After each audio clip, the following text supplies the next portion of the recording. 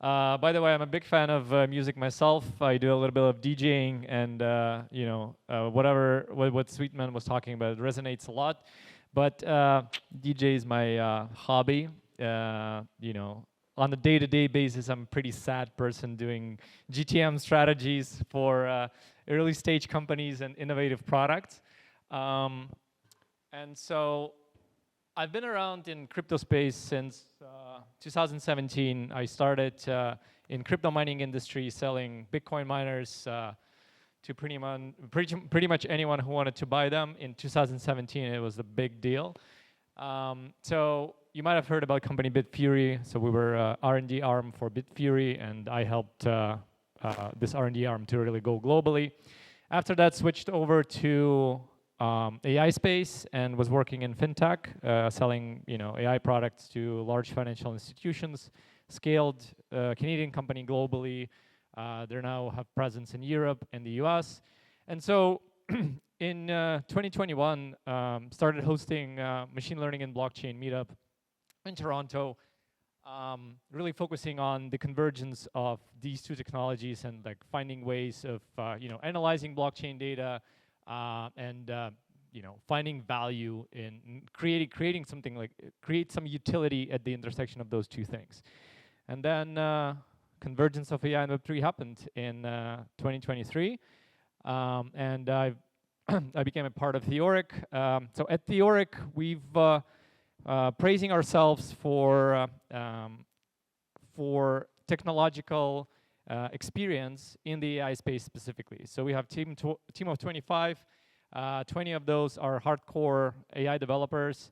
Our CEO was director at the Google CTO office working on applied AI. So really hardcore AI expertise. And for the last 2 years, we've been working on AI agents and applications of AI agents in Web3. And so for this specific topic, I thought it would make sense for you guys to maybe learn a little bit more about specifically business models and like what makes a project successful in Web3, the way you could use it if you're considering building your own agent.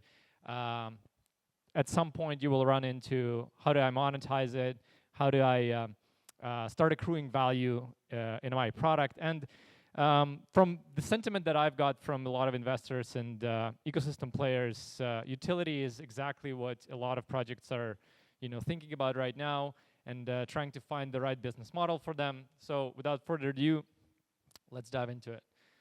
Hope it works. No, it doesn't. Can we switch slides, please? Thank you.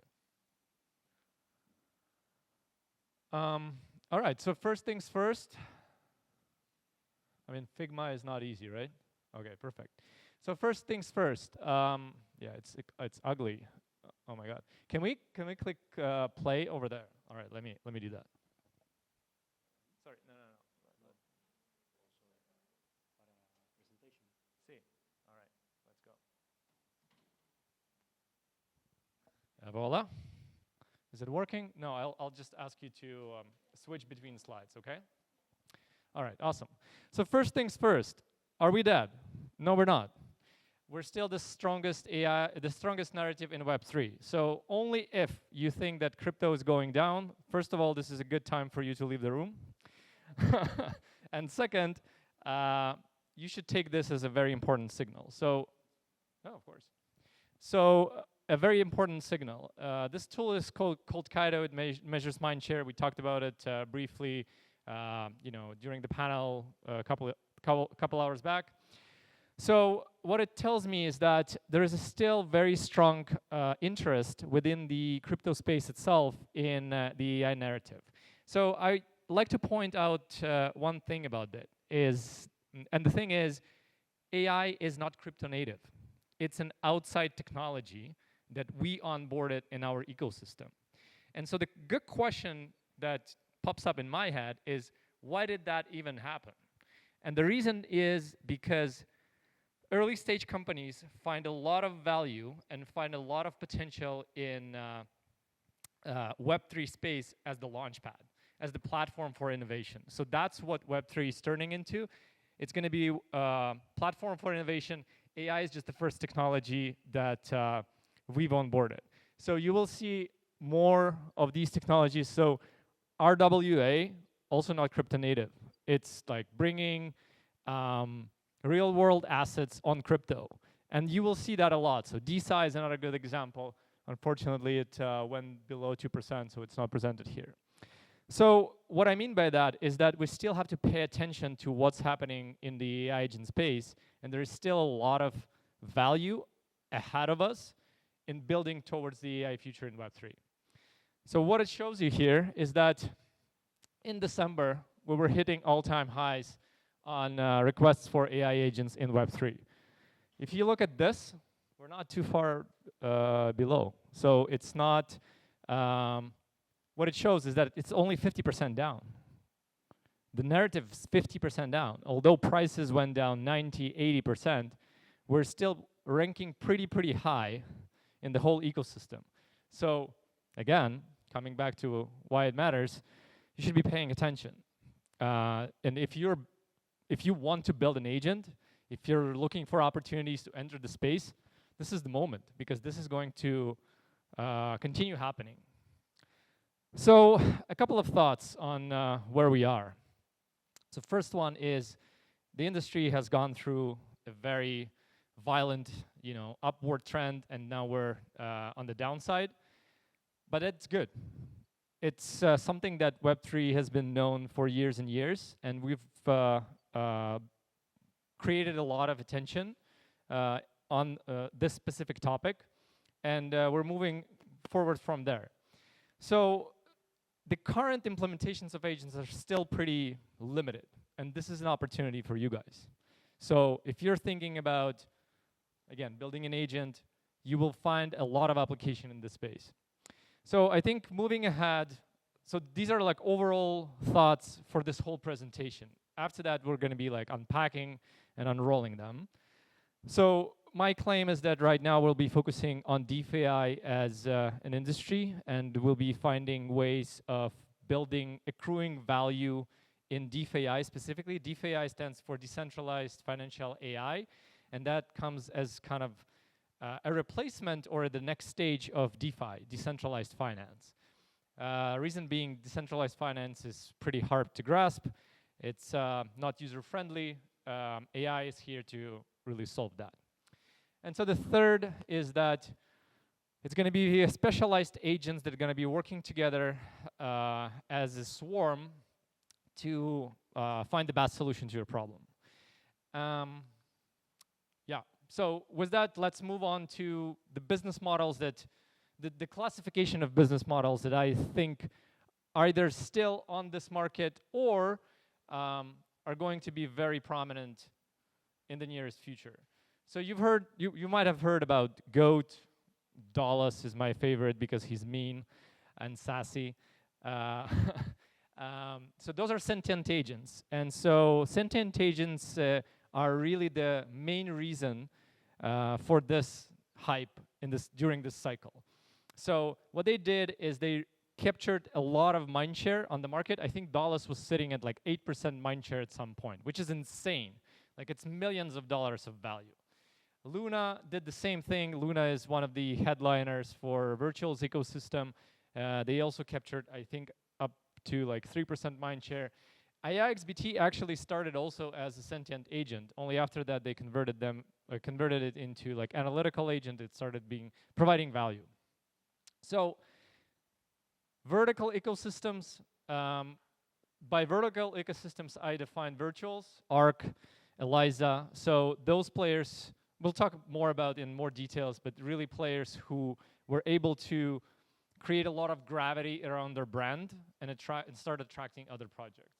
And so the third one is utility agents, so those ones that are gaining prominence right now. And I believe this is kind of the way to go for the industry. So let's kind of double click on each of them. Can we change the slide? Oh, okay, perfect. So sentient agents. I think a good example of the sentient agent that is still out there and it's not completely dead is Freyza. So we actually had one of the team members of Freyza here in this co-working, and a couple of months back, we started the AI agent meetup in between three of us. It was me, him, and I think Sebas, it was you talking about AI agents. So there were three people. So they built Freza, very interesting implementation. So they're playing around with agent verification, and their idea was to build a game where you have to like trick an AI to give you the prize. So you had to come up with a prompt that would release the amount of tokens that that agent was holding. Pretty good idea, not a lot of utility, but still it was out there. So the good thing about these agents is that they aggregate a lot of attention on themselves. Do I think there is a huge potential right now in these kind of agents? No, I don't, because this was the main reason for the hype, and that's why we've seen those crazy valuations. So after that, obviously, there is a process of like rolling back and reassessing, but at the same time, I think if you go into a niche, so let's say you're trying to build a music startup in Web3, and you start engaging with music influencers on X, you can build pretty good presence for your brand and for your sentient agent. And I see a lot of value in niche specialized sentient agents going forward for football, for music, for whatever other interests might be. If you know how to engage with the right group of people and to come across as punchy, as sassy, as funny, as smart, you can get significant traction. And the good thing about sentient agents in crypto is that their mind share that they're capturing is quantifiable. You can directly convert that into USD. So that's for sentient agents. Vertical ecosystems. So why should you care about them? Because this is where you would go for resources. These guys already build a very significant presence in the ecosystem. They're offering tools, they're offering infrastructure, they're offering frameworks. So we talk about ELIZA a lot, basically like a bunch of plugins for you to spin up your own AI agent.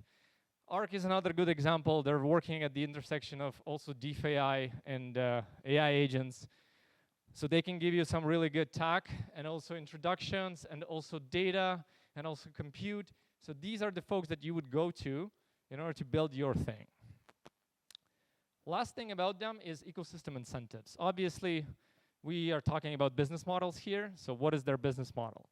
So let's take Virtuals as an example. So what they did is every agent launch on their ecosystem is attached to their token.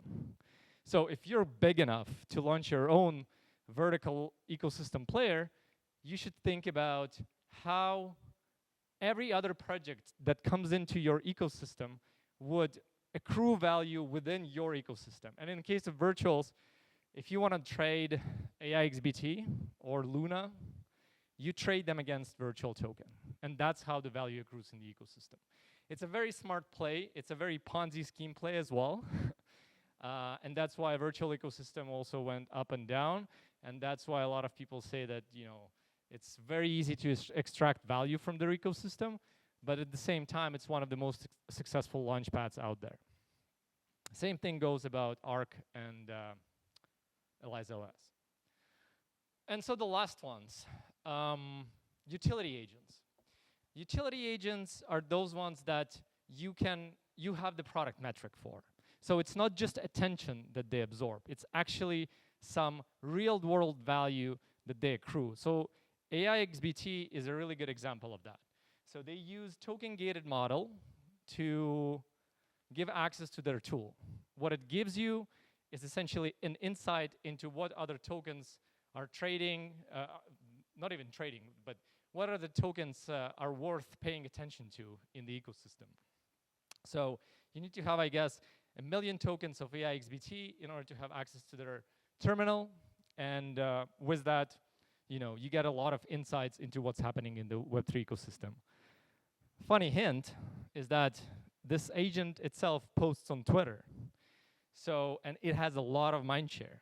So what happens, basically, is You get access to the terminal by paying 1 million AIXBT. AIXBT gives you a recommendation about buying, I don't know, Freza. And after that, they post it on Twitter. Guess what happens with their mindshare? So that token automatically goes up. So it has its own pros and cons still, this model, but at the same time, the utility that the agent provides in the ability of like automate, in an automated way, create recommendations about investments in Web3 is really cool. And then the other one is DeFi-centric model, and that's something that we're building towards at Theoric. So the way it works is we take the DeFi primitives, so things like TVL, things like yield, and forgot the metric anyways, and we build our product around that. So we try to optimize for the higher yield, we try to optimize for the most optimal way of liquidity provisioning in the ecosystem. And that's essentially where the industry is going right now. The reason being is because there's a huge opportunity there. So we generate, as an ecosystem, a lot of sentiment data. The sentiment data is funneled through tools like Kaido, it's funneled through social media platforms that we use. We aggregate all that. There should be a way of analyzing this data in an automated fashion and funneling those insights back to the user. As a step ahead, you can not only funnel those insights to the user, but you can also make agents exchange those insights between each other. And that's the next step that we're moving towards too. So let's take a quick look back at where we started and where I think this is all going. So we started in the decentralized AI era in Q4 2023. So that's when the first AI agent, AI Web3 projects started to emerge in the ecosystem. From there, we moved on to, we launched our tools. Then we saw the sentient agent frameworks in Q4, and that's the main hype. Right now, we're in the DeFi use cases, so we're trying to figure out how do we use these technologies to better serve Web3 native ecosystem. Where we're going towards is agentic finance. So really, agents exchange value with each other in a fully autonomous way, as well as use cases outside of Web3. So I personally had a lot of discussions with early stage companies during East Denver. They're using blockchain rails for settlements, for payments, you name it. They're using AI as the technology to bridge the gap of complexity, and they're applying that to healthcare. They're applying this to, I don't know, cooking. I've heard some really fun things that people are doing. I think we're still not yet there. I think another year, and we're gonna start seeing more industries, more avenues for agents to really play outside of Web3. All right. So just a little bit about what we are doing specifically to facilitate this future of DeFi. We built a framework that anyone can start using today to build their own trading agent. So the good thing about it is, like, in 15 minutes, you spin up your own trading agent that gives you some insights about, which tokens to trade and which tokens are trending. After that, you can deploy it on the protocol. So what it does for you is that this is how you find distribution. This is how you find customers, and also your agent is able of communicating with other agents on the protocol. This is still in the works, by the way, but this you can start using today. These are 3 use cases that we're focusing on right now. I think I mentioned them before. It's liquidity provisioning, automated market making, and active trading. The reason why we think this is, again, very important is because we've seen a lot of value extraction in the ecosystem by smaller AMM players and bigger AMM players as well. There's a huge opportunity for AI agents to solve that in a verifiable way. Same goes for the yield optimization. AI agents can guide you through the steps on how to provide liquidity in the most optimal way.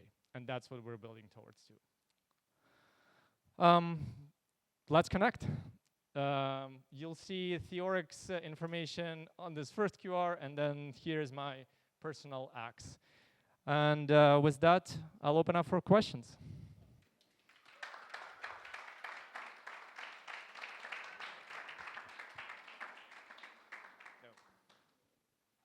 Any questions? I would love to. So sorry for the well, for that. All right. Any questions?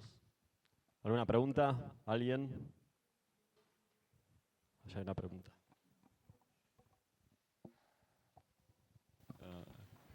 Hello. One question. For creating, like, say, like characters that interact with social media like Twitter, do you prefer like Eliza OS or Virtual Game Framework? Well, it depends on what you're trying to build. I didn't hear what kind of use cases are you looking for? It's like well, characters that interact with people in Twitter. Yeah, okay, so that's sentient agents essentially. Well, I think right now Eliza OS has more plugins, more rich functionality, and like more data sources than Game Framework. I think Game would be really good for in case you have. So right now, if you're building an agent and if you don't have utility, I wouldn't go to virtual ecosystem because they're not going to be interested in putting you on the launchpad. I would use Eliza OS and try to launch it on like pump.fun, but again, with limited feature for that at the moment because the market is just so down on the sentient agents. If you're building utility, definitely reach out to Virtuals. I don't think their game framework is going to be particularly helpful for you, but at the same time, they can help a lot with the distribution. By the way, who's building an AI agent? All right. We have some people here. Any more questions? Anyone? The builders?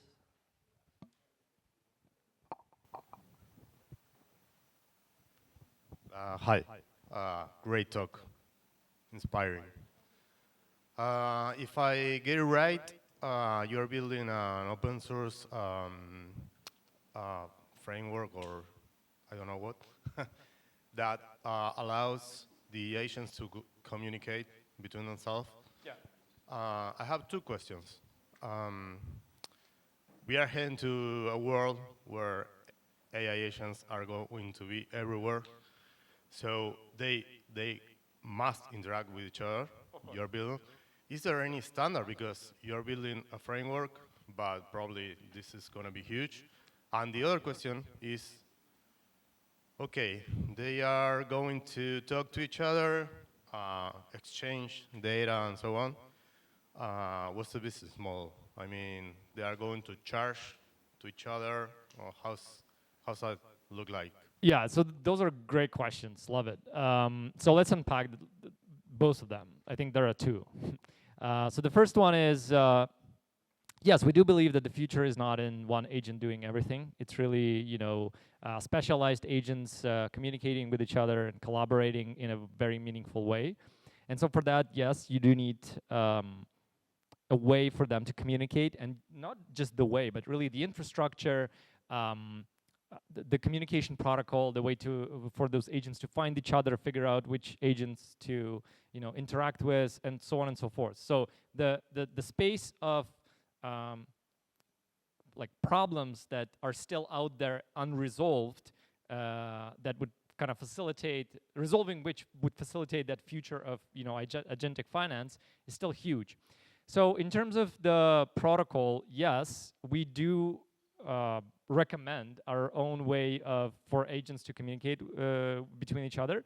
And so right now, the way it is implemented in our protocol is through small agents framework and agents communicating in Python with each other. So we believe that this is one of the most kind of scalable ways of doing that. And that allows to pass over very rich context from one agent to another agent. So I hope that covers that.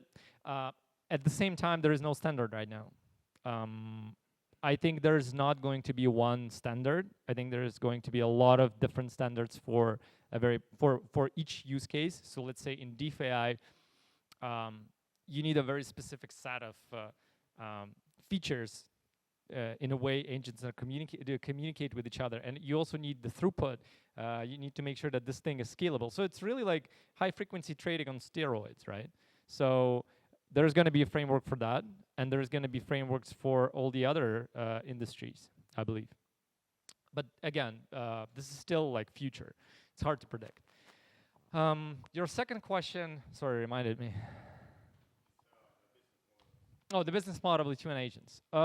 So, I mean, it depends on, I think there are two things. So first one is the business model. Second one is the technical capabilities of those agents in autonomously conducting transactions with each other. And so on the second one, there are existing solutions right now. So people do that through enclaves. People do that through TEs. So really enabling agents to have their own execution environment. And without sharing private keys or anything like that, agents are fully autonomous and execute transactions on chain.